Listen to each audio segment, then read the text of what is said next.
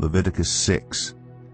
The Lord said to Moses, "If anyone sins and is unfaithful to the Lord by deceiving a neighbor about something entrusted to them or left in their care, or about something stolen, or if they cheat their neighbor, or if they find lost property and lie about it, or if they swear falsely about any such sin that people may commit, when they sin in any of these ways and realize their guilt, they must return what they have stolen or taken by extortion, or what was entrusted to them, or the lost property they found, or whatever it was they swore falsely about. They must make restitution in full, and add a fifth of the value to it, and give it all to the owner on the day they present their guilt offering. And as a penalty, they must bring to the priest, that is, to the Lord, their guilt offering, a ram from the flock, one without defect, and of the proper value. In this way the priest will make atonement for them before the Lord, and they will be forgiven for any of the things they did that made them guilty." The Lord said to Moses, "Give Aaron and his sons this command. These are the regulations for the burnt offering. The burnt offering is to remain on the altar hearth throughout the night, till morning, and the fire must be kept burning on the altar. The priest shall then put on his linen clothes, with linen undergarments next to his body, and shall remove the ashes of the burnt offering that the fire has consumed on the altar, and place them beside the altar. Then he is to take off these clothes and put on others, and carry the ashes outside the camp to a place that is ceremonially clean. The fire on the altar must be kept burning. It must not go out. Every morning the priest is to add firewood and arrange the burnt offering on the fire, and burn the fat of the fellowship offerings on it. The fire must be kept burning on the altar continuously. It must not go out. These are the regulations for the grain offering.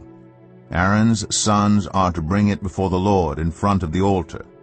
The priest is to take a handful of the finest flour and some olive oil, together with all the incense on the grain offering, and burn the memorial portion on the altar as an aroma pleasing to the Lord. Aaron and his sons shall eat the rest of it, but it is to be eaten without yeast in the sanctuary area. They are to eat it in the courtyard of the tent of meeting. It must not be baked with yeast. I have given it as their share of the food offerings presented to me. Like the sin offering and the guilt offering, it is most holy. Any male descendant of Aaron may eat it. For all generations to come, it is his perpetual share of the food offerings presented to the Lord. Whatever touches them will become holy." The Lord also said to Moses, "This is the offering Aaron and his sons are to bring to the Lord on the day he is anointed: a tenth of an ephah of the finest flour as a regular grain offering, half of it in the morning and half in the evening. It must be prepared with oil on a griddle. Bring it well mixed, and present the grain offering broken in pieces as an aroma pleasing to the Lord. The son who is to succeed him as anointed priest shall prepare it.